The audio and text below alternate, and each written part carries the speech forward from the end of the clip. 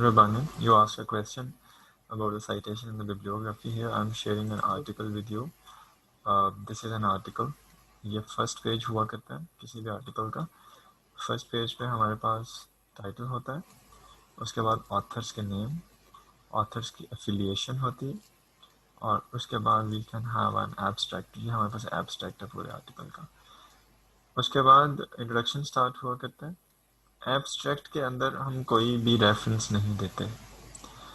Introduction से हम reference coat करना शुरू करते हैं. अब यहाँ पे अगर मैं इसको जूम करूँ, हियर यहाँ पे सेंटेंस लिख रहे हैं. मैं एक सेंटेंस को अगर रीड कर सकूँ, this one, prostate cancer is the most frequently diagnosed cancer type in men, whereas bladder cancer is the fifth most cancer type in the western world. ये एक सेंटेंस है. इस सेंटेंस के आगे ये ब्रैकेट में लिखा हुआ 1, 2. These are the references for it. अब चूंकि ये विद इन द टेक्स्ट है, इनको हम कहते हैं citation. This one is the citation. अब ये वन है क्या, what is that? So at the end of this article there is a detail of the one and the two. अगर मैं इसको दिखाऊं आपको, at the end of the article here, this one is explaining, this is the Tory LA something. ये उनके नाम हैं, ये वाले ये ऑथर्स के नेम हैं जिन्होंने ये आर्टिकल लिखा यहाँ तक.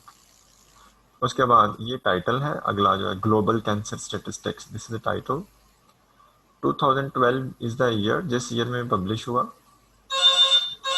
उसके बाद हमारे पास आगे जो है, this is the name of the journal, this one, CA cancer journal of clinical something, this is the journal name. उसके बाद फिर ईयर है. अच्छा, अब ये जो ग्लोबल कैंसर स्टैटिस्टिक 2012 है, ये पूरा एक टाइटल है, और ये जो स्टैटिस्टिक्स हैं ये 2012 की हैं, लेकिन ये पब्लिश आगे हुई हैं 2015 में, तो ये पब्लिश्ड ईयर यहाँ पे है. उसके बाद वॉल्यूम है कि जर्नल का कौन सा वॉल्यूम. फिर उसके बाद ये पेज नंबर्स हैं 87 से लेके 108 तक. अगर जर्नल जो है वो 200 पेजेस का है, तो उसमें पेज नंबर 87 से लेके पेज नंबर 108 तक आपका रिक्वायर्ड आर्टिकल मौजूद है. फिर उसके बाद एक और इंफॉर्मेशन होती है, this is called DOI number. This is the digital object identifier, and normally this number has been allotted to every every property that is being published electronically. So ये digital object An aerobic identifier. microorganism that can grow and multiply in the absence of oxygen.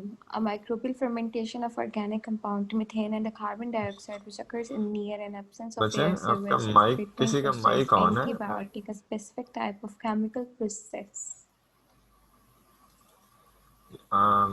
क्या हो गया बच्चे आपको?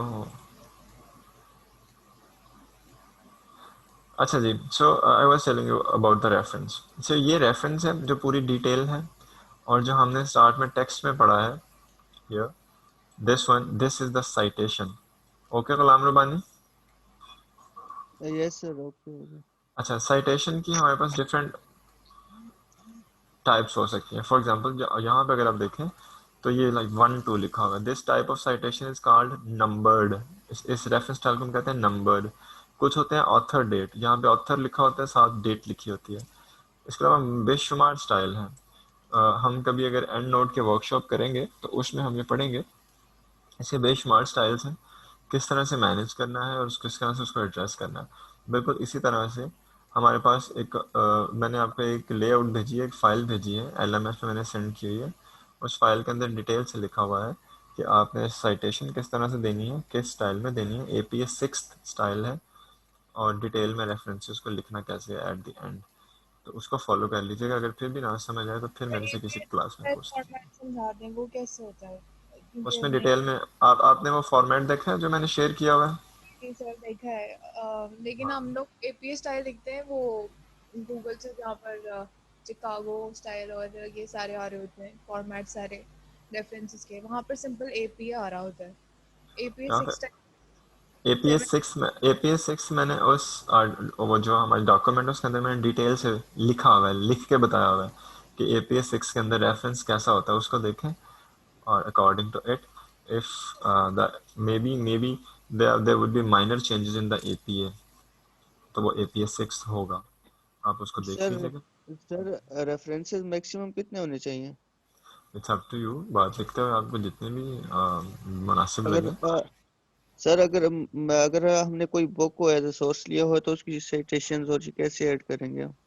अच्छा, book को add करने का तरीका मुख्तलिफ होता है। फॉर एग्जांपल, उसी फाइल के अंदर जो मैंने शेयर किया है उसके अंदर जर्नल आर्टिकल का रेफरेंस लिखने का तरीका अलग से बताया हुआ है और बुक का लिखने का अलग से बताया हुआ है। मिसाल के तौर पे अभी मैं आपके साथ एक वेबसाइट शेयर कर रहा हूँ। अगर आपने बुक का लिखना हो तो वेबसाइट आपके लिए हेल्पफुल होगी। For example here this one, यहाँ पे अगर मैं लिखता हूँ, उस वेबसाइट का नाम है word catalogue, word cat, this one word. अच्छा, अब इसमें बुक का नाम अगर आप लिखना चाहते हैं, मिसाल के तौर पे here you want to write, मैं लिख देता हूँ प्रेस्कॉट या कोई भी, this one for example Prescott microbiology. आप सर्च करते हैं उसके लिए और ये बुक है मिसाल के तौर पे, इस पर क्लिक करेंगे, here the book will be opened और यहाँ पे लिखा हुआ है साइट और एक्सपोर्ट। इस पे आप क्लिक करेंगे, इस पे आ जाएगा APA 6th edition, this is APA 6th। और यहाँ से आप इसको कर लें। अगर आप एंड नोट यूज़ कर रहे हैं तो इधर क्लिक करके एक्सपोर्ट टू एंड नोट कर दें। अगर आप नहीं कर रहे एंड नोट यूज़ तो आप इस पर क्लिक करें, ये आपके सामने इस तरह पूरा रेफरेंस लिख देगा। इसको यहाँ से कॉपी करें लाइक हियर, और जहाँ पे भी आपने इसको पेस्ट करना है आप इसको पेस्ट कर लें। Okay, okay sir, okay. हाँ, इसके अलावा गूगल स्कॉलर भी इस्तेमाल किया जा सकता है रेफरेंसेस के लिए। For example Google scholar here, तो इसमें मैं कोई भी आर्टिकल अगर मैं सर्च करता हूँ, मैं मिसाल के तौर पर अपने नाम से कोई सर्च करने की कोशिश करता हूँ हियर, और ये कुछ आर्टिकल्स यहाँ पे मौजूद हैं जो कि मेरे हैं। अब मैं इसको, ये एक आर्टिकल है सपोजिंग दिस वन, ठीक है, इसमें यहाँ पे ये नीचे साइटेशन का साइन बना हुआ है this one, I will click on it, और यहाँ पे ये APA भी है दिस वन, इसको कॉपी कर लें। अगर आप एंड नोट यूज़ कर रहे हैं तो यहाँ पे सिंपल एंड नोट पे क्लिक करेंगे, एंड नोट में जाके ऑटोमेटिकली ओपन हो जाएगा। तो सर दिस इज हमने एक लिखा है, मतलब यही वाली एपीए की ऐड की है हमने गूगल स्कॉलर से, लेकिन ये एपीए 6 स्टाइल नहीं है। This is the APA 6th edition and that is APA 6th। Okay sir, ठीक है फिर। और इसके अलावा अगर आप एंड नोट से यूज़ कर रहे हैं एंड नोट को तो वो ज़्यादा अच्छा है। Anyways, this was about the references. If you guys still have any problem just let me no, फिर हम इस पर फिर से बात कर लेंगे। सर हम्म, सर ये कंक्लूजन में भी वो हम रेफरेंस नहीं लिखेंगे ना, शॉर्ट रेफरेंस जो लिखते हैं? हाँ, हम एब्स्ट्रैक्ट में और कंक्लूजन में रेफरेंसेस नहीं लिखते, नहीं देते। जो आप शॉर्ट रेफरेंसेस जिसको कह रहे हैं उसको कहते हैं साइटेशन, ठीक है। जी जी सर। हाँ, सर और वो लॉन्ग रेफरेंस मिनिमम कितने होने चाहिए? It's up to you, this is necessary कि जितनी भी आपने साइटेशंस दी हैं उन साइटेशंस के ही रेफरेंसेस होंगे। ऐसा नहीं होगा कि साइटेशन 5 हैं और रेफरेंसेस जो हैं वो पीछे 10 हैं, नहीं, उस साइटेशन के ही रेफरेंसेस होते हैं। ओके, और रेफरेंसेस को ही जी हम सर। बिब्लियोग्राफी कहते हैं सैफ, रेफरेंसेस को हम बिब्लियोग्राफी कहते हैं। Okay sir. सर हम्म, जी,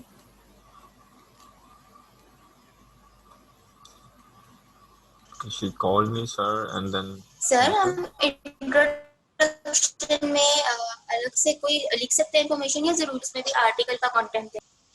मुझे आपकी आवाज़ नहीं आई पूरी, voice was very distorted, will you speak again? Sir मैं पूछ रही थी कि इंट्रोडक्शन में भी जरूरी है कि हम आर्टिकल से ही कंटेंट उठाएं? डेफिनेटली।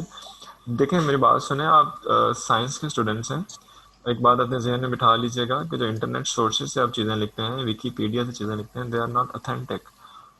वहाँ पे बहुत सारे ऐसे इंटरनेट पे सोर्सेज हैं जहाँ पे कोई भी एडिटिंग कर सकता है जाके। So you need to provide authentic sources for your data.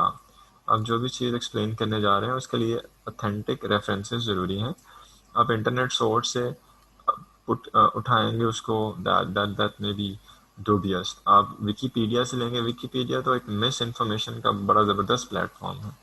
हर किस्म की गलत इन्फॉर्मेशन उस पर पाई जा सकती है, क्योंकि उसको कोई भी एडिट कर सकता है। there is no check and balance.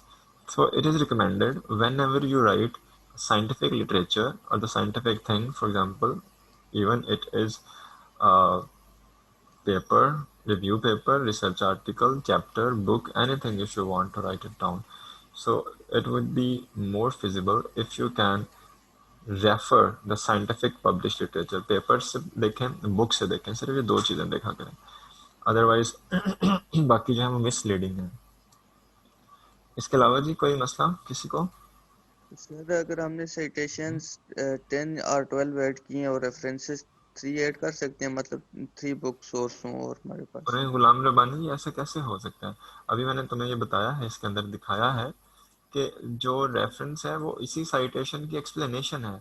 तो हाउ इज़ दैट पॉसिबल कि यहाँ पे तुमने रेफरेंस साइटेशन दे दी है, उसको एंड पे एक्सप्लेन नहीं किया, तो फिर इसका फ़ायदा क्या है इसको यहाँ पे साइट करने का? आर यू नहीं गेटिंग सर, इट? वो मैं ये कह रहा हूँ ना, अब एक बुक से हमने वो इस पूरे टॉपिक के लिए लिया हो अगर ठीक है, मटेरियल, तो ठीक है। रेफरेंस कैसे उनको मैक्सिमाइज करेंगे हम? हाँ, तो इसका बुक वो का ऐसे रेफरेंस तो एक होता ही है, है। मेरी सुनो बात, वो ऐसे होता है कि अब यहाँ पे वन लिखा हुआ है, एंड पे भी वन एक्सप्लेन कर देंगे आप, ठीक है? और फिर अब जब यहाँ पे आएंगे, इस पैराग्राफ के स्टार्ट में आएंगे, आपने फिर उसी बुक से डेटा लिया है, तो यहाँ पे आप फिर से वन ही लिखेंगे हियर, फिर से वन ही लिखेंगे और एंड पे वो वन लिखा हुआ है ऑलरेडी। ओके। Yes sir. फिर आप फॉर एग्जांपल यहाँ पे आते हैं, अगले पैराग्राफ में आते हैं, और यहाँ पे भी आपने उसी बुक से लिया, तो फिर यहाँ पे भी आप वन ही लिखेंगे और एंड पे वन लिखा हुआ है। Okay, yes sir, okay. Sir good. अगर हम लोग साइटेशन ना दें तो ये जरूरी है कि हम लोग दें, डेफिनेटली देखें, ना अगर नहीं आप दे सकते? अगर आप ना नो, ऐसा नहीं होगा। अगर आप साइटेशन नहीं दे रहे तो इसका मतलब है कि आपने रैंडमली एक बुक से डेटा उठा लिया और उस बुक का नाम लिख दिया, नहीं। जब भी साइटेशन देने का पर्पज ये होता है कि जी जो मैंने ये साइटेशंस बेसिकली आपकी जो राइटिंग है उसको सपोर्ट करती हैं। फॉर एग्जांपल आपने दो पैराग्राफ्स लिखे हैं, उन दो पैराग्राफ में आपने डेटा जो है वो मल्टीपल सोर्सेज से लिया है, तो आप उन दोनों सोर्सेज को एक तो एक्नॉलेज कर रहे हैं कि जी हमने इनका डेटा लिया, आप एक्नॉलेज कर रहे हैं, और दूसरा आप अपनी चीज़ को सपोर्ट कर रहे हैं कि ये मैं खुद से नहीं कह रही या कह रहा, ये प्रीवियसली पब्लिश लिटरेचर से मैंने ये बात पिक की है और ये पहले से एक इस्टेब्लिश्ड फैक्ट है। तो ऐसा अगर आप साइटेशन नहीं देंगे तो एंड पे बिब्लियोग्राफी देंगे, we do not need that, and that could be misleading. इसमें आप प्रॉपरली जो कंट्रीब्यूटर्स हैं उनको एक्नॉलेज नहीं कर रहे, ठीक है? So you have to give the citation as well as references. Sir अगर हमने एक पैराग्राफ देखें, अगर फर्ज करें हमने दो बुक्स को पढ़ के लिखा है, तो फिर इस तरह क्या करेंगे? एक पैराग्राफ दोनों बुक्स को पढ़ के लिखा है तो आप दोनों के रेफरेंसेस देंगे। मिसाल के तौर पे ये आपके साथ एक फ़ाइल शेयर करता हूँ, इस पर बात करते हैं। मिसाल के तौर पे ये एक फ़ाइल है, आप लोग एक पैराग्राफ लिख रहे हैं इस तरह से कुछ भी, इसके आगे यहाँ पे आप रेफरेंस दे देंगे फर्स्ट का, गॉट इट, और supposing this one, full stop. फिर इसी में आप अगला सेंटेंस लिख रहे हैं और आपने किसी दूसरी बुक से पढ़ के लिया है, तो आप इसको यूं दे देंगे और एंड पे आप यहाँ पे वन की डिटेल और टू की डिटेल लिख देंगे। अच्छा, फिर अगर आप तीसरा सेंटेंस लिख रहे हैं फॉर एग्जांपल यहाँ पे, और ये सेंटेंस पहली बुक से ही है, तो आप यहाँ पे दोबारा ये लिख देंगे और वो ऑलरेडी आपके पास लिखा हुआ है नीचे, गॉट इट? Ji sir.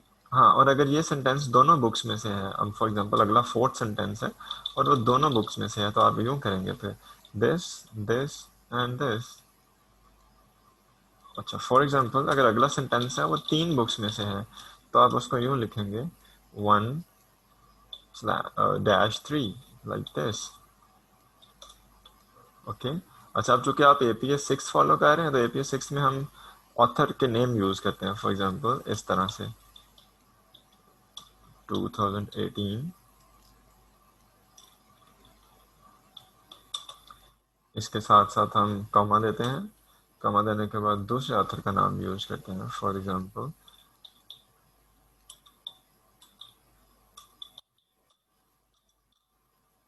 इसके साथ साथ हम इसको इसी तरह से ब्रैकेट्स में एंड क्लोज कर देते हैं लाइक हियर, ठीक है। This could be like that.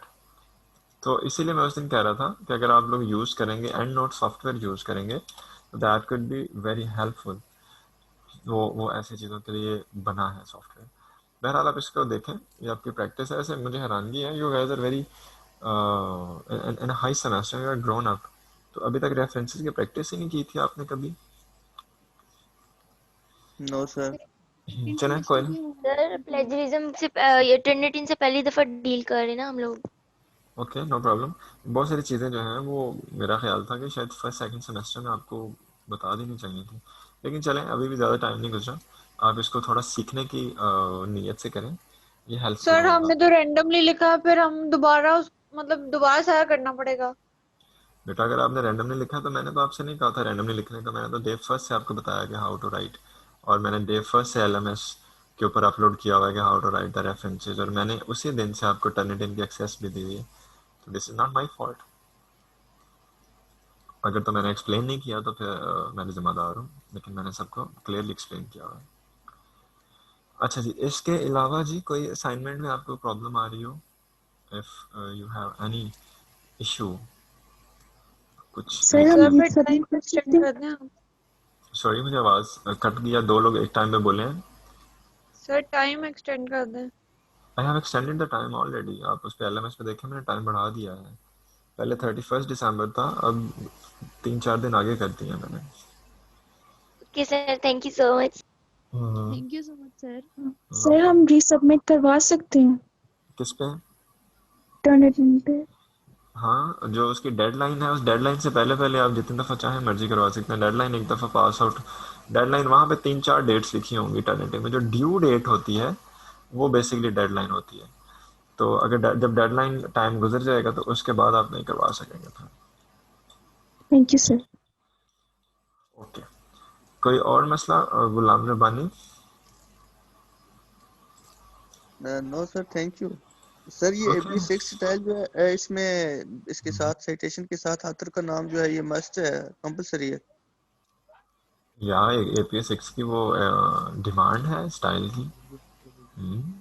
Okay sir, thank you. चलें सर, अगर कोई फिर मसला हुआ तो आपसे कंसर्न करेंगे। चलें ठीक है। अच्छा अभी सर फिर जो हमने जी सर हमने रेफरेंसेस में जिस आर्टिकल से हमने मटेरियल लिया उस आर्टिकल को भी मेंशन करना है ना? जी रेफरेंस चाहिए तो देना है, अभी यही तो इतनी डिटेल में बात हुई है। नहीं, एक तो एपी स्टाइल में वो तो हमने वो जिस ऑथर है उसका देना है ना। एक जिस आर्टिकल का जो नेम है वो भी मेंशन करना है ना? डेफिनेटली, मैंने इतनी डिटेल में वो आपको पूरा बताया, उसके अंदर आर्टिकल का टाइटल भी था, जर्नल का नाम भी था। ये मैंने फाइल भी आप लोगों के साथ अभी शेयर की थी। बच्चे where were you at that time, let me know मैं फर्स्ट। सुन रही थी। गुड। एक तो मैंने ये फाइल अभी ये वाली फाइल शेयर की थी, उसके एंड पे मैंने रेफरेंसेस के ये अभी लेबल देखें जरा अभी स्क्रीन पे, जहाँ मैंने बताया था कि ये कौन सा आर्टिकल का टाइटल है, कौन सा जर्नल का नाम है, ईयर है, उससे पहले ऑथर्स के नेम है, फिर पेज नंबर है, तो ये सर बता के नहीं, मतलब ये तो लिख दिया है, लेकिन ये जिस तरह ये आर्टिकल जो आपने खोला हुआ है इसका जो नेम है वो।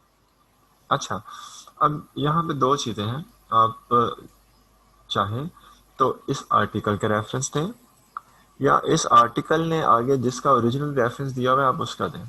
It's up to you, but sometimes it is recommended कि ओरिजिनली ये जिसका आप डेटा यूज़ कर रहे हैं उसका रेफरेंस दें। तो इन दोनों में से एक का दे दें, ओरिजिनल वाले का दे दें, इनफ है, इसका मत दें। ओके हाँ, this was a good question actually, great. चलें अभी थोड़ा सा पढ़ते हैं, लास्ट लेक्चर में मुझे बता दें कोई मसला मसाइल हो तो फिर बात कर लेते हैं, अदरवाइज आगे पढ़ते हैं आज। So we have started a chapter that is about microscopy and cell structure. And microscopy में हमने कुछ microscopic techniques को बहुत briefly पढ़ा. Actually, the point was that you guys should be familiar with some techniques which are useful for the study of the microorganisms, because microorganisms or the microbiology, that is impossible without the microscopes. And after the microscopic techniques, we discussed about the staining procedures and staining techniques, because sometimes there is a need to stain the microorganisms. उसमें हमने कुछ staining के types पढ़ी, कुछ simple staining हैं, कुछ differential हैं, कुछ उसके अंदर हमारे पास स्पेशल स्ट्रेन्स हैं वगैरह वगैरह. उनकी फिर हमने डिटेल पढ़ी कि what kind of strains that falls in the simple staining, differential staining, etc. और उनको हम किस तरह से मैनेज करते हैं.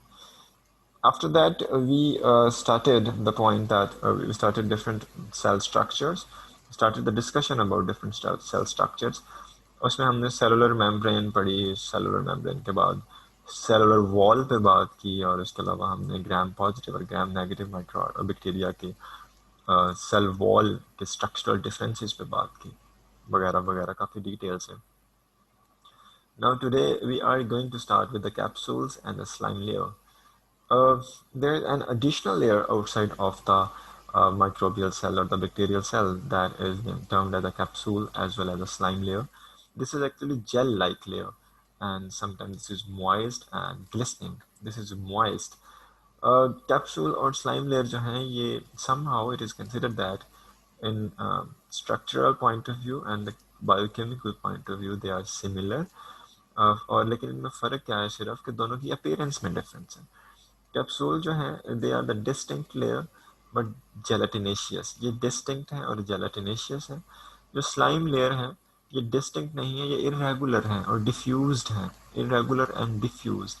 यानी कि सिंपल है कि अगर माइक्रो ऑर्गेनिज्म के अराउंड एक स्पेसिफिक शेप के अंदर जेल लेयर मौजूद है तो उसको हम कैप्सूल कहते हैं. If that layer is irregular and that is not in the specific form, then it would be termed as slime layer. Different species के अंदर इनकी compositions vary करती हैं, and on the basis of the composition of the capsule and slime layer we can identify the species, क्योंकि species के अंदर इन composition vary करती है. For example, जो normal composition है हमारे पास capsule की, capsules are made up of glycocalyx, and these glycocalyx, these are the polysaccharides here. ठीक है, तो इसका मतलब है कि जो हमारे पास कैप्सूल्स हैं, this is the shell of the polysaccharide, or you can say that this is the shell of the sugar, और हम यूँ कह सकते हैं कि bacteria has a shell of sugar around them. इसमें से कुछ स्पीशीज ऐसी हैं जिनके कैप्सूल जो हैं they are made up of polypeptides, they are not made up of the polysaccharides, they are made up of polypeptides. और ये जो polypeptides हुआ करते हैं ये few amino acids के polypeptides होते हैं, इसमें ज़्यादा amino acids नहीं होते, only 1 or 2 amino acids होते हैं जो कि बार बार repeat हो के they form a shell. और इसके साथ साथ जो एक बात याद रखिएगा, जो कैप्सूल के अंदर amino acids present होते हैं, these amino acids are very rare in nature. मैंने पहले भी शायद बताया था कि जो नेचर के अंदर अमाइनो एसिड्स एग्जिस्ट करते हैं वो एल फॉर्म में होते हैं, लिवोरोटेटरी फॉर्म में, स्टेरियो आइसोमेरिक फॉर्म में. बायोकेमिस्ट्री के अंदर शायद आप फेमिलियर हैं डी फॉर्म और एल फॉर्म.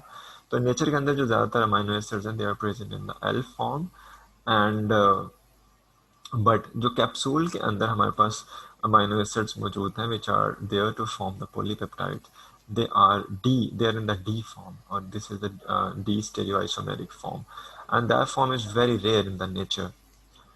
उसके बाद थोड़ी सी अगर मज़ीद बात करें कि what is the function and the role of the capsule, तो इसमें सबसे बेहतर रोल जो है कैप्सूल का वो ये है कि capsules they allow bacteria to adhere on different places. चूँकि अभी हम पीछे पढ़ के आए हैं कि कैप्सूल्स जो हैं they are the gel-like material, gelatinaceous. So they, with the help of the capsules, microorganisms, bacteria, they have ability to bind with different surfaces. इसी वजह से जब हमने बायोफिल्म्स पढ़ा था तो बायोफिल्म्स के अंदर हमने देखा था कि multiple microorganisms from different species they use to combine, they use to live together, एक दूसरे के साथ अटैच्ड फॉर्म में. तो इसका मतलब है कि चूँकि capsule is involve in the attachment of the bacteria with other surfaces, तो हम कह सकते हैं कि कैप्सूल एंड स्लाइम लेयर्स जो हैं they are involved in the biofilm formations. तो ये याद रखिएगा, बायोफिल्म फॉर्मेशंस में कैप्सूल और स्लाइम लेयर्स का इंपॉर्टेंट रोल होता है, बिकॉज कैप्सूल और slime layer they help the bacteria to attach with the surface, और उसके बाद दूसरे बैक्टीरिया जो है इन बैक्टीरिया के साथ बाइंड करते हैं। इसके साथ साथ डेंटल प्लेक्स, जो दांतों पे प्लेक्स बनते हैं, उसमें भी कैप्सूल और स्लाइम लेयर का मेजर रोल है। एक और यहाँ पे एग्जांपल है हमारे पास स्टेप्टोकोकस म्यूटेंस की।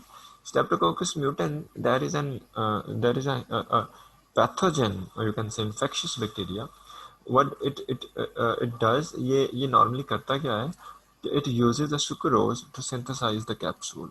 क्योंकि हम पीछे पढ़ चुके हैं कि कैप्सूल जो है that is made up of polysaccharide. तो ये स्टेप्टोकोकस म्यूटेंट जो है that will use the sucrose and that will synthesise the capsule. whenever that would be able to synthesize the capsule, ये क्या करेगा कि किसी भी सरफेस के साथ माइक्रो ऑर्गेनिज्म को अटैच कर देगा। खास तौर पे the services of the tooth, जिनको हम कह सकते हैं, you can say that the cavities and services of the tooth. यहाँ पे अब यहाँ पे बात याद रखिएगा कि हमने सिर्फ इतनी सी बात की है कि ये स्टेप्टोकोकस म्यूटेंट है, दिस इज अ स्ट्रेन। कर क्या रहा है कि ये सिंथेसाइज कर रहा है कैप्सूल को। कैसे? ये सुक्रोज को यूज करते हुए कैप्सूल को सिंथेसाइज कर रहा है। अच्छा, उसके बाद जी क्या है कि इसकी वजह से स्टेप्टोकोकस म्यूटेंट जो है that has ability to adhere and grow in the surfaces of the tooth. तो यहाँ पे जब ये ग्रो करता है, अब चूंकि इसके साथ कैप्सूल है, इस कैप्सूल की मौजूदगी में different other bacteria they would there and attach themselves with this capsule। तो यहाँ पे मल्टीपल बैक्टीरिया की ग्रोथ स्टार्ट हो जाएगी, और उस ग्रोथ के रिजल्ट में होगा क्या अल्टीमेटली, उस ग्रोथ के रिजल्ट में हमारे पास या उस ग्रोथ के रिजल्ट में बैक्टीरिया जो है they would be producing the acid. खास तौर पे उसको हम कह सकते हैं the lactic acid production start हो जाएगी, लैक्टिक एसिड। अब ये जो लैक्टिक एसिड प्रोडक्शन है, इस लैक्टिक एसिड प्रोडक्शन की वजह से नॉर्मली होता क्या है कि टूथ के जो अपर सर्फेसेस हैं वो डिके होना शुरू हो जाती है। तो इस वजह से streptococcus mutans it has ability to form the capsule, and this capsule that will help the other bacteria to grow, as well as that will help the Streptococcus mutans to grow there, और जिसके result में ये bacteria जो है ये grow करके lactic acid produce करेंगे, और ये लैक्टिक एसिड जो है ये टूथ डिके में इन्वॉल्व है, और जो अपर सर्फेसेस ऑफ टूथ हैं उनको उनकी डिके प्रोसेस स्टार्ट हो जाएगा। ठीक है, तो this is due to the streptococcus mutans. और इसमें रिस्पॉन्सिबल कौन था? Capsule and the slime layer. Okay जी, यहाँ तक क्लियर है बात? Yes, sir. Good. Yes, sir. So if we move next, this is actually about some capsules they normally thought innate defense system। अच्छा, अब इसमें ये कैप्सूल जो है बाज़-औक़ात ये करते क्या हैं कि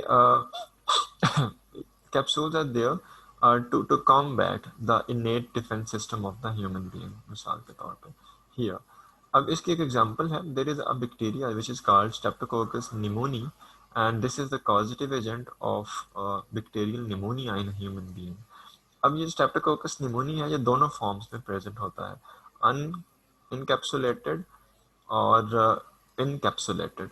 यानी कि अगर इसके अराउंड कैप्सूल होगा तो हमारा जो इनेट डिफेंस सिस्टम है वो इसको डिस्ट्रॉय नहीं कर सकेगा।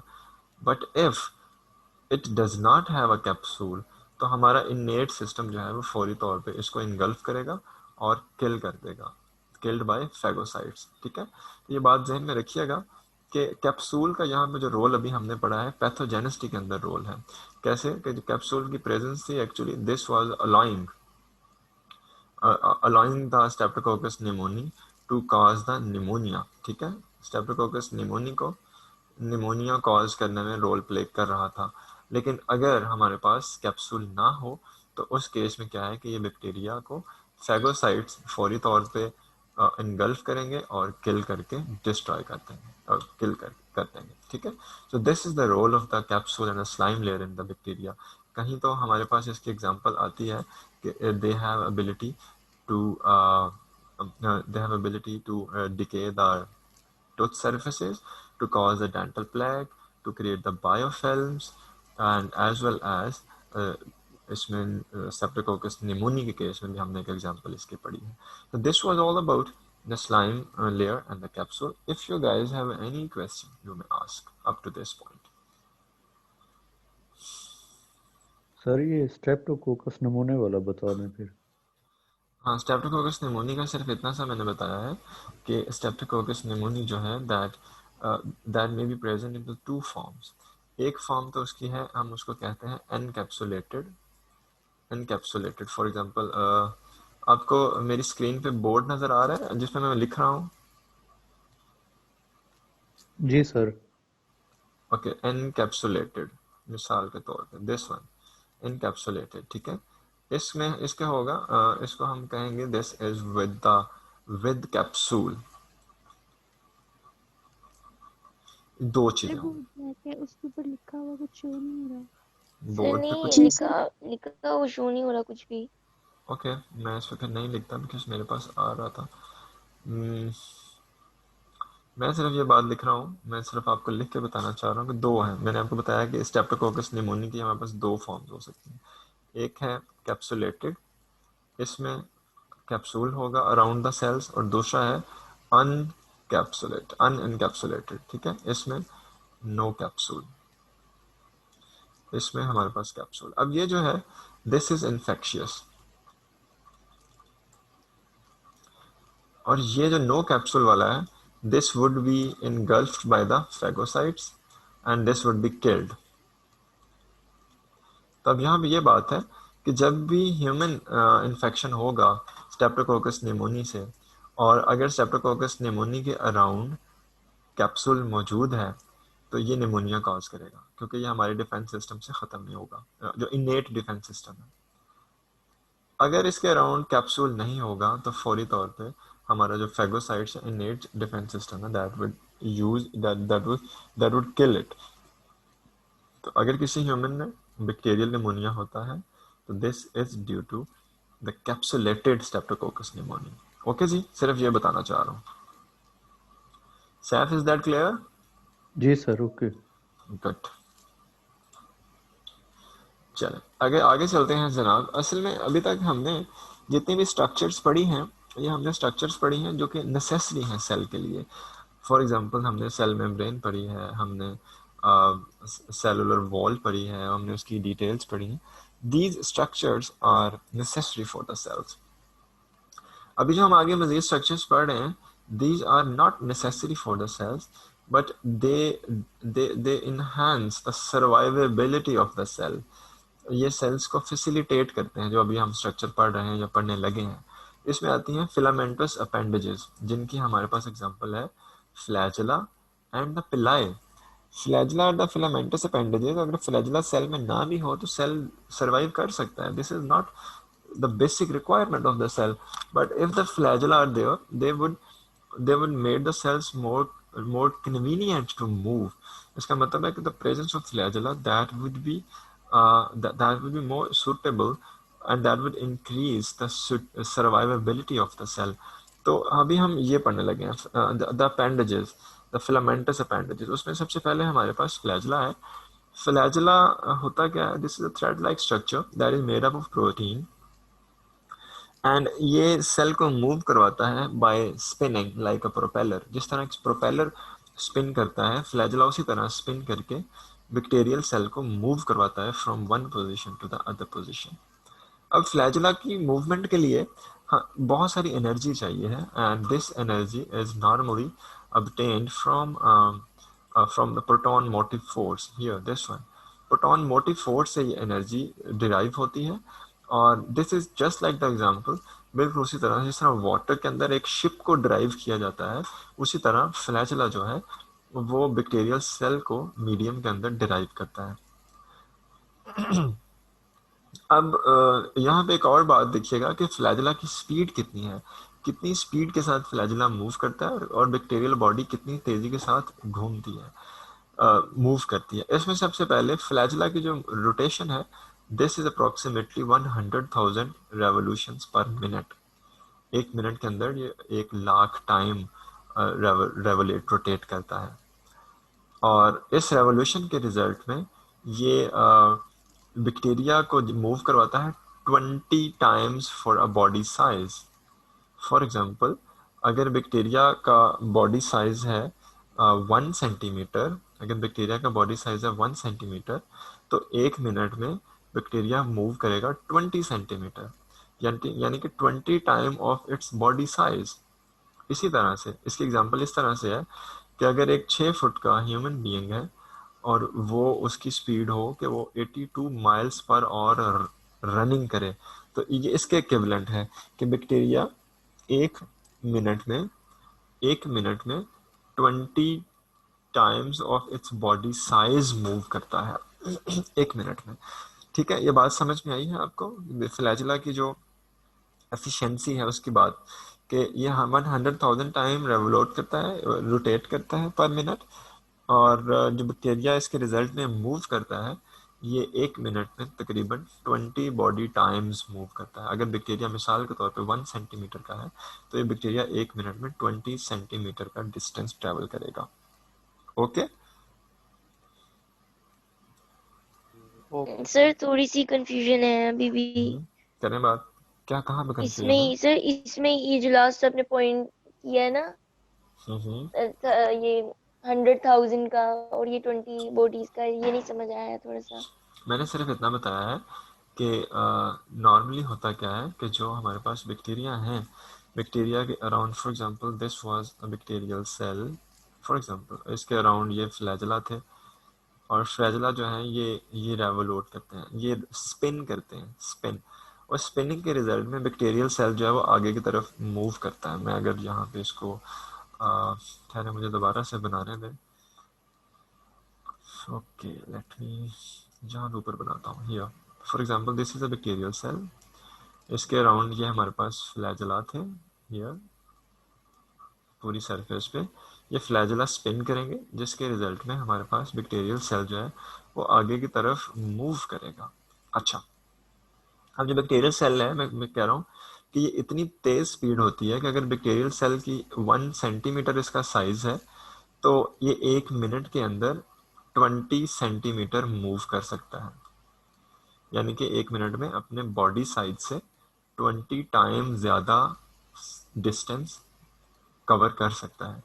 बिल्कुल इसकी मिसाल उसी तरह से है कि अगर एक 6 फुट का इंसान दौड़ रहा हो तो वो 1 घंटे के अंदर 82 माइल्स कवर करे। ये बहुत तेज स्पीड है, ह्यूमन की इतनी रनिंग स्पीड बिल्कुल नहीं है, लेकिन सिर्फ इसको रिलेट किया जा रहा है कि बैक्टीरिया की इतनी फास्ट स्पीड है कि वो 1 मिनट में अपनी बॉडी साइज का 20 टाइम्स मूव करता है। तो इसका मतलब क्या हुआ कि ये अगर इसको हम ह्यूमन स्पीड में कन्वर्ट करें तो ये होगा कि अगर 6 फुट का इंसान है तो वो 82 माइल्स पर आवर की रनिंग करे तो फिर वो बैक्टीरिया की स्पीड के बराबर आएगा। वैसे नॉर्मली ह्यूमन की स्पीड कितनी होती है रनिंग और वॉकिंग की normal? Sir 2 mile 6 miles per hour, 6 miles per hour होती है। ठीक है, तो this is actually the situation. सिर्फ यहाँ पे एग्जांपल ये दी गई है कि जो बैक्टीरिया हैं हमारे पास, they use to move very fast, और उसमें जो रोल क्या है मूवमेंट में, वो फ्लैजिला का रोल है, और फ्लैजिला जो है दे रेवोल्यूट, ये रोटेट करते हैं, स्पिन करते हैं, जिसके रिजल्ट में मूवमेंट होती है। और इसकी मूवमेंट इक्विवेलेंट है, अगर 6 फीट का ह्यूमन हो तो 1 घंटे में 82 माइल्स का फासला है, बहुत तेज स्पीड है। तो this is actually the situation that I wanted to explain here. उसके बाद जी नेक्स्ट, जी जी जी सर ये नंबर ऑफ फ्लैजेला जो होंगे बैक्टीरियल सरफेस पे, ये इसको अफेक्ट करेंगे स्पीड को? हाँ, ये इसको इफेक्ट ज़रूर करेंगे। जैसा कि इकोलाई है अगर, तो इकोलाई की होल सरफेस पे फ्लैजिला जिसको हम कहते हैं पेरीट्राइकस, तो ये इस केस में बैक्टीरिया की स्पीड डिफरेंट होगी। अगर एक ही फ्लैजिला है एक साइड पे, एक पोल पे, जिसको हम कहते हैं मोनोट्राइकस, तो उस केस में स्पीड डिफरेंट होगी। ठीक है, तो इस वजह से flagella they must have their role in the movement. तो definitely you are right, the speed में वेरी। ठीक है। सर ये जो 100,000 रेवोल्यूशन पर मिनट है सर, ये वन फ्लैजेलम पे है या ये वन फ्लैजिलम इतने टाइम्स 1 मिनट में रोटेट करता है, स्पिन करता है। तो ये नंबर ऑफ फ्लैजेलम के साथ सर ये मल्टीप्लाई हो जाएगा? मल्टीप्लाई ना करें, देखें अब अगर एक फ्लैजिला है तो इसका मतलब है कि एक ही प्रोपेलर है सेल को मूव करवाने के लिए। अगर 10 फ्लैजिला है उसका मतलब 10 प्रोपेलर है, और 10 के 10 प्रोपेलर अगर इस स्पीड से रोटेट कर रहे हैं तो फिर बैक्टीरिया की स्पीड ज़्यादा होगी। लेकिन ये भी याद रखिएगा कि अगर 10 फ्लैजिला इस स्पीड से मूव करना है तो इसके लिए बहुत हाई एनर्जी चाहिए। शायद इतनी एनर्जी प्रोकैरियोटिक सेल के लिए एट अ टाइम, एक टाइम में प्रोवाइड करना डिफिकल्ट हो। तो इस वजह से इट माइट पॉसिबल कि whenever they are flagella higher in number तो उनकी स्पीड कम होगी फिर। Okay. Okay sir. So this was the flagella. आगे देखते हैं कि फ्लैजिला में हमारे पास, अच्छा फ्लैजिला का कुछ रोल जो है वो डिजीज कॉजिंग में भी है। Flagella must have its role in the disease causing. ये कुछ केसेस में डिजीज कॉज करते हुए रिपोर्ट हुआ है। मिसाल के तौर पे हेलिकोबैक्टर पाइलोरी के केस में अगर हम देखें, हेलिकोबैक्टर पाइलोरी के बारे में हम ऑलरेडी डिस्कस कर चुके हैं कि this is a causative agent for the ulcer, stomach ulcer. तो हेलिकोबैक्टर पाइलोरी जो है दिस अलाउज, सॉरी जो फ्लैजिला है वो हेलिकोबैक्टर को अलाउ करता है स्टमक की विस्कस लेयर्स में पेनिट्रेट करने पे। स्टमक है, स्टमक की जो लेयर्स हैं वो विस्कस होती हैं, विस्कस। तो अब होता क्या है कि जो फ्लैजिला की हेल्प से हेलिकोबैक्टर पाइलोरी स्टमक की विस्कस लेयर में पेनिट्रेट करता है, जिसके बाद ये स्टमक की इंटरनल लेयर्स पे जाके बाइंड करता है, और बाइंड करने के साथ बाद वहाँ पे फिर इन्फेक्शन कॉज करता है जिसको हम स्टमक अल्सर के नाम से याद करते हैं। तो फ्लैजिला का रोल ना सिर्फ मूवमेंट में है, बल्कि फ्लैजिला का रोल जो है वो इन्फेक्शंस में और डिजीजेस स्प्रेड करने में भी सामने आया है। ठीक है। तो this is about the role of the flagella that it is playing naturally. अब अगर फ्लैजिला की स्ट्रक्चर की बात करें तो फ्लैजिला का जो स्ट्रक्चर है उसको 3 पार्ट्स में डिवाइड किया जा सकता है, 3 बेसिक पार्ट्स में। One is called the basal body, number 2 is called hook, and number 3 is called filament. These are the 3 parts of the flagella. अब यहाँ पे अगर आप डायग्राम देखें ये वाली, तो इसके अंदर सबसे पहले आप यहाँ पे देखें, ये जो येलो पोर्शन है this is the outer membrane. ये एक ग्राम नेगेटिव बैक्टीरिया की सेल वॉल दिखाई हुई है। ठीक है। ये आउटर मेम्ब्रेन है येलो, उसके बाद पेप्टिडोग्लाइकन की लेयर है, उसके बाद पेरिप्लाज्म है, उसके बाद साइटोप्लाज्मिक मेम्ब्रेन है। तो जो फ्लैजिला है उसका जो बेजल बॉडी है, हमने फ्लैजिला के 3 पोर्शन पढ़े ना, ये बेजल बॉडी। तो जो बेजल बॉडी है वो सेल वॉल के अंदर एम्बेडेड है, एम्बेडेड हियर। बेजल बॉडी जो है सेल वॉल के अंदर एम्बेडेड है यहाँ पर। ठीक है। अब इसके सेल वॉल के अंदर कुछ पोर्शन जो है वो आउटर मेम्ब्रेन में एम्बेडेड है, कुछ जो है वो सेल मेम्ब्रेन में है, कुछ पेप्टिडोग्लाइकन की लेयर में। उसके बाद जो बाहर पोर्शन निकल रहा है दिस वन, जो कि कनेक्ट कर रहा है इस बेजल बॉडी को इस फिलामेंट के साथ, दरमियान वाला पोर्शन, इसको हम कहते हैं हुक। हुक हुक के बाद जो पोर्शन है this is called the filament. और ये जो फिलामेंट है that is made up of a protein. उस प्रोटीन को हम कहते हैं flagellin, flagellin protein. So there are 3 parts: filament, hook, and the basal body. Filament that is extended into the exterior environment, और ये आइडेंटिकल सब unit होता है तकरीबन सब बैक्टीरिया में सिमिलर है। That is made up of a flagellin. उसके बाद आती है हुक, और हुक के बाद आती है बेजल बॉडी जो कि सेल मेम्ब्रेन के अंदर, सेल वॉल के अंदर या सेल का जो एनवेलप है उसके अंदर एम्बेडेड होती है। और नंबर ऑफ फ्लैजिला की बेस पे we can categorize the bacteria, and we have categorized the bacteria, and you know that there are 6 types of the bacteria on the basis of the number of flagella: atrichus, monotrichus, lophotrichus, amphitrichus, peritrichus वगैरह वगैरह। तो these are the different types of the flagella that can be categorized on the basis of the number of the flagella and the position of the flagella that is present on the surface of the microorganisms. Okay जी, यहाँ तक clear है? Yes sir. Yes sir. Yes sir. Good. कोई भी सवाल हो पूछ लीजिएगा। क्वेश्चन पूछने में हेजिटेट नहीं करना चाहिए, कुछ भी ना समझ आ रहा हो कुछ भी नहीं होगा। Anyways, so if we move next, अब अगली बात यह है कि फ्लैजुला मूव कैसे करता है, किस तरह से फ्लैजुला रोटेट करता है और जिसके रिजल्ट में बैक्टीरिया आगे की तरफ मूव करता है। फ्लैजुला की जो मूवमेंट है इसकी बेस पे बैक्टीरिया की मूवमेंट को हम कहते हैं टैक्सिस। टैक्सिस टैक्सिस अब टैक्सिस जो है, this is the movement of the bacterial cell. बाज़ औक़ात ऐसा होता है कि बैक्टीरिया जिस मीडियम के अंदर मौजूद है उस मीडियम के अंदर कोई ना कोई केमिकल भी मौजूद होता है। मिसाल के तौर पे अगर मैं यहाँ पर ड्रॉ कर सकूँ, और आप, एक तो मेरी ड्राइंग वैसे अच्छी नहीं है और दूसरा ऑनलाइन ड्रॉ करना है बहुत बड़ा मसला है। For example, this is a pot in which the medium is there, ठीक है, मैं यहाँ पर बना सकूँ, ठीक। यहाँ पे एक साइड पे बैक्टीरियल सेल था फॉर एग्जाम्पल, और यहाँ पे कोई केमिकल पड़ा हुआ है। Now the bacterial cell has ability to move towards it. अब ये केमिकल की तरफ मूव कर रहा है या केमिकल के स्टिमुलस के अंदर मूव कर रहा है, इसको हम कहेंगे कीमोटैक्सिस। ये कीमोटैक्सिस दो किस्म की हो सकती है। अगर तो ये कोई केमिकल जो है ये कोई न्यूट्रिएंट है जो जिसकी बैक्टीरिया को जरूरत है,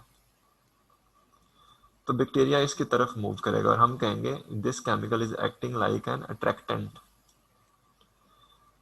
और अगर ये कोई केमिकल इनहिबिटर है, ये इनहिबिट कर रहा है, बैक्टीरिया को नुकसान दे सकता है, तो बैक्टीरिया इसे अपोजिट डायरेक्शन में मूव करेगा। हम इसको कहेंगे कि now this chemical is acting as a repellent.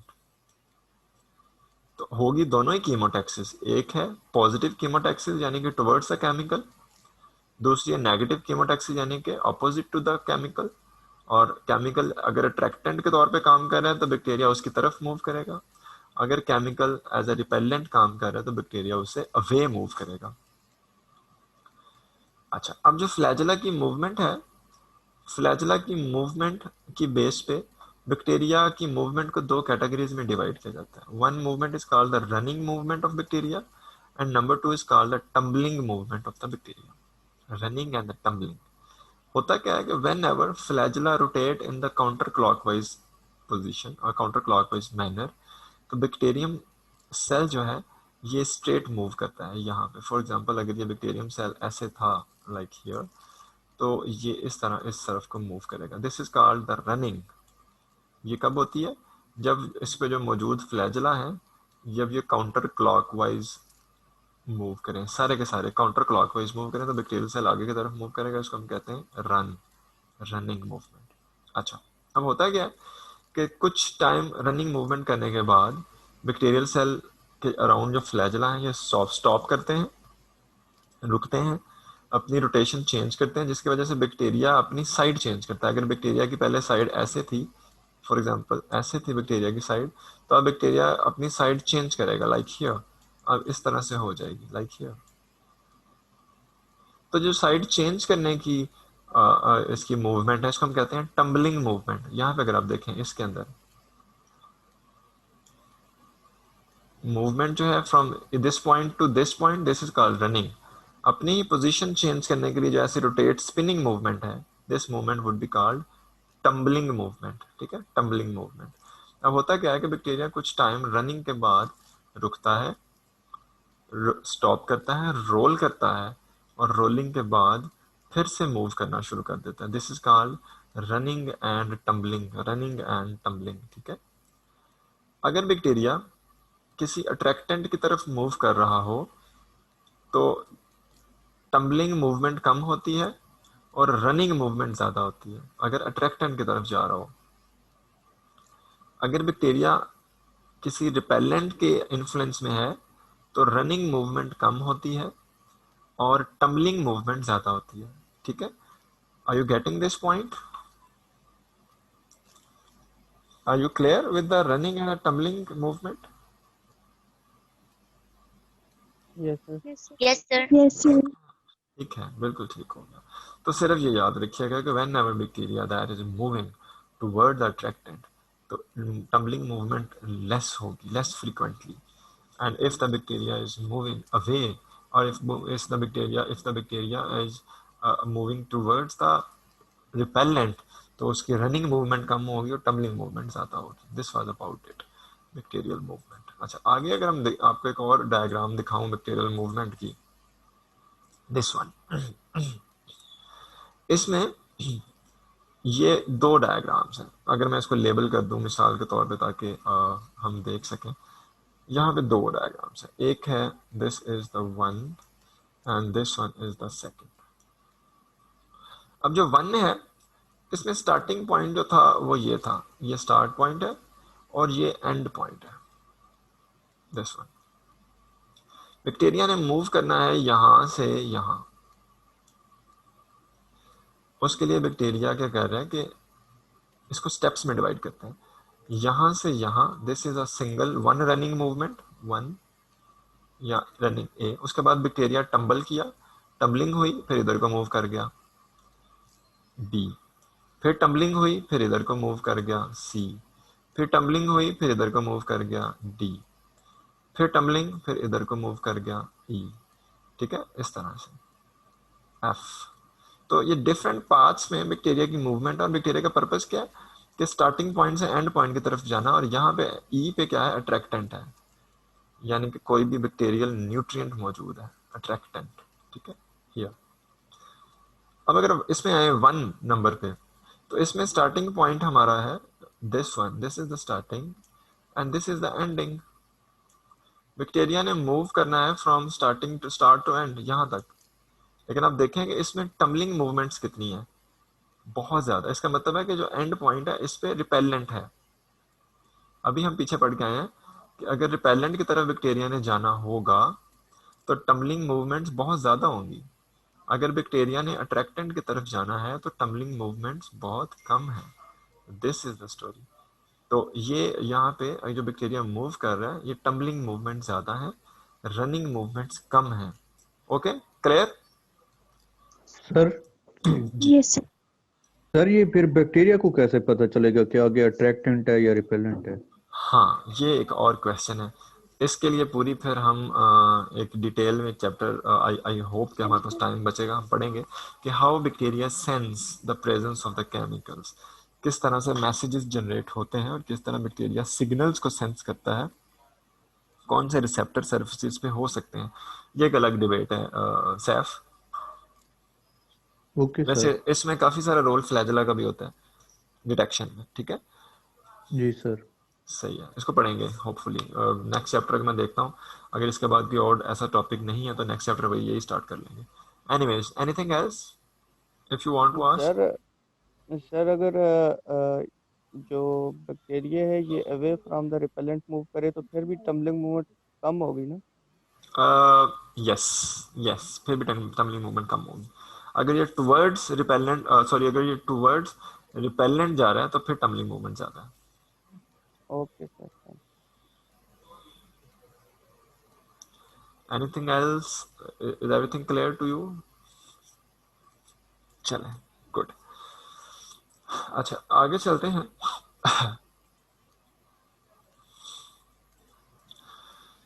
तो फ्लैजेला की बेस पे जो मूवमेंट है इसको डिफरेंट कैटेगरीज में डिवाइड किया जा सकता है. One is called the phototaxis, this one aerotaxis, magnetotaxis, thermotaxis. Phototaxis as name is indicating, यहाँ पे जो स्टिमुलस है ये लाइट है, यहाँ पे हमारा स्टिमुलस. एरोटैक्सिस यहाँ पे ऑक्सीजन है. मैग्नेटोटैक्सिस यहाँ पे जो मैग्नेटिक पोल्स हैं, ये मैग्नेटोटैक्सिस, ये मैग्नेटिक पोल्स हैं, जो मैग्नेटिक पुल है, मैग्नेट पुल, दिस मैग्नेट पुल, इस पे बात करेंगे. थर्मोटैक्सिस, ये यहाँ पे स्टिमुलस जो है ये टेम्परेचर है, टुवर्ड्स द टेम्परेचर मूव करेगा या towards the low, towards the high temperature, towards the low temperature. तो taxis is the movement under the influence of the flagella that can categorize into different classes. Got it? Flagella के बारे में briefly हमने देखा है. If you guys have any question about it आप पूछ लें, लेकिन बात प्लीज क्लियर होनी चाहिए आपके माइंड्स में, क्रिस्टल क्लियर होनी चाहिए.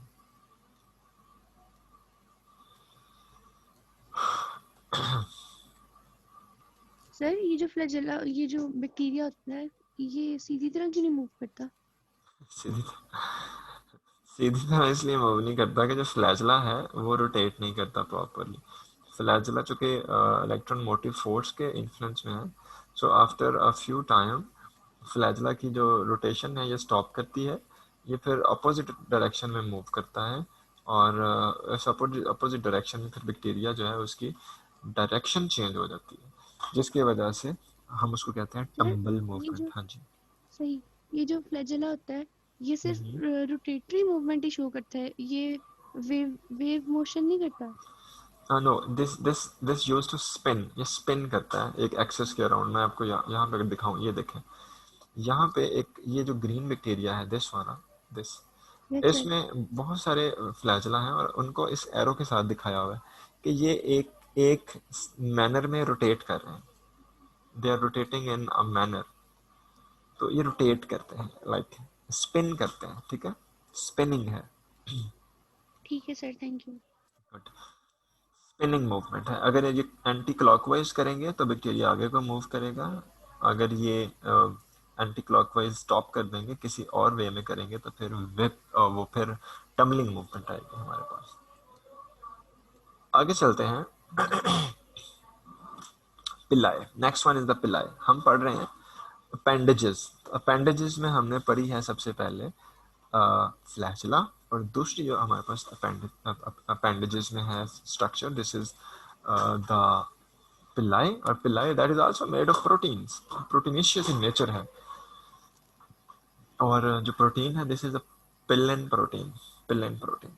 अब जो पिलाई हैं, they are the shorter normally, ये फ्लैजुला से बहुत शॉर्ट होते हैं, लेकिन इनका स्ट्रक्चर जो है वो सिमिलर है फ्लैजुला से। और जो इनकी मूवमेंट है या इनका जो थीम है, थेमेटिकली भी they are similar to the flagella, लेकिन इनका एक तो स्ट्रक्चर शॉर्ट है, दूसरा ये थिन है। तो इस वजह से हमारे पास डिफरेंट सिनेरियो है इनका, इनका रोल डिफरेंट है। इनका जो स्ट्रक्चर में they are not involve normally in the movement, बल्कि ये अटैचमेंट्स में इन्वॉल्व हैं। सेक्स पाइलस है, यहाँ पे हम थोड़ी सी एग्जांपल्स देखेंगे इकोलाई की। तो मेरा ख्याल है इसको नेक्स्ट क्लास में स्टार्ट करते हैं। Today we should stop here, and if you guys